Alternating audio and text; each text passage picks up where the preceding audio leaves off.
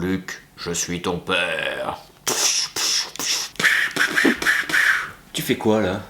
Bah tu m'as dit qu'aujourd'hui on parlait de miniatures, alors moi j'ai des pris ce qu'il faut pour YouTube, tu sais, les images, pas... Bon, et puis tu me ranges ça de suite, hein. Allez, dépêche-toi. Et puis tu me balances l'intro. Allez, et que ça saute. En plus ça c'est Obi-Wan, c'est Luke, le fils de Dark Vador. Porte quoi. Ok, c'est bon. Intro.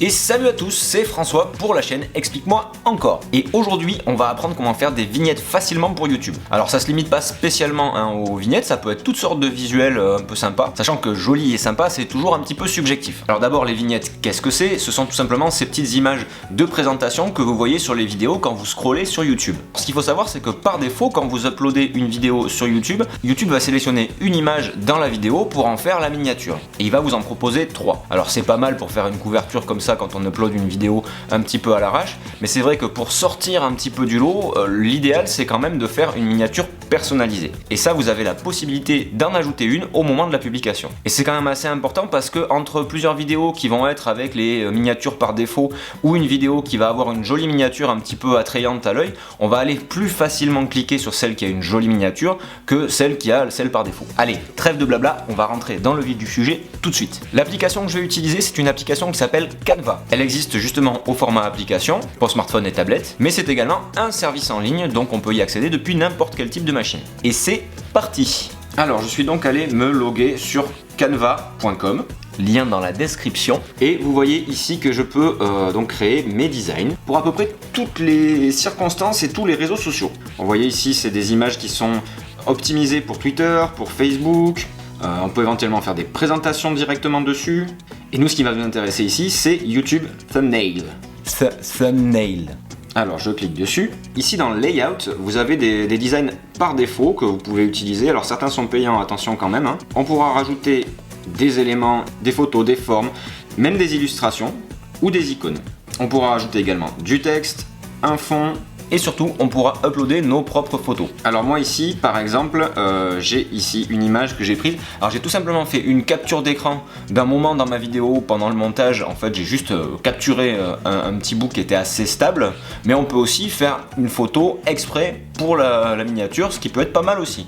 Alors je vais ajouter ma photo ici, je vais la redimensionner, hop ici, et je vais pouvoir ajouter alors des éléments comme par exemple ici, si je veux ajouter une icône YouTube, j'ai plus qu'à taper ici, YouTube, et là par exemple j'ai le logo YouTube, que je vais pouvoir redimensionner ici.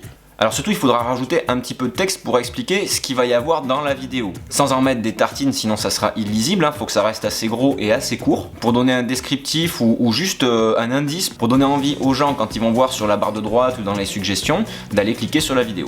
Alors ici je vais ajouter mon texte, ici par exemple, et je peux le déplacer un peu partout où je veux. Alors là vous remarquez quand même que ce texte il n'est pas ultra lisible. Va falloir le rendre un petit peu plus claquant, un petit peu plus pétard quand même. Alors pour ça je vais ici changer la police et je vais aller hop ici et je vais aller dans éléments, chercher une forme et tout simplement ici ajouter un carré. Alors jusque là vous allez me dire c'est pas fantastique, mais je vais le redimensionner ici à la taille de mon texte.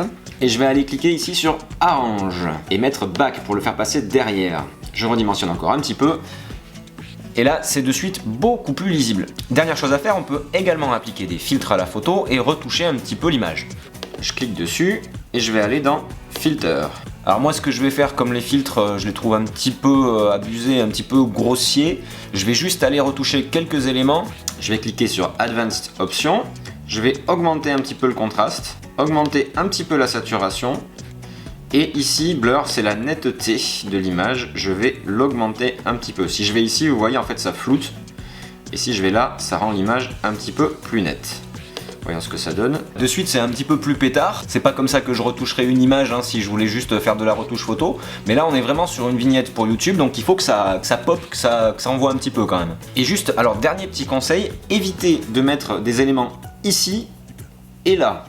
Pourquoi? Parce que ce sont les endroits où il va y avoir la petite icône pour cliquer et démarrer sur la vidéo au milieu, donc ça va, s'il y a quelque chose d'important pile poil au milieu, on le verra pas. Et en bas à droite, il y a le temps de la vidéo, la plupart du temps, qui est annoncé et qui se superpose par rapport aux éléments qui sont en bas à droite dans le coin. Donc on évite de mettre des choses au centre et en bas à droite. Une fois que j'ai terminé, j'ai plus qu'à cliquer sur Download et récupérer mon design.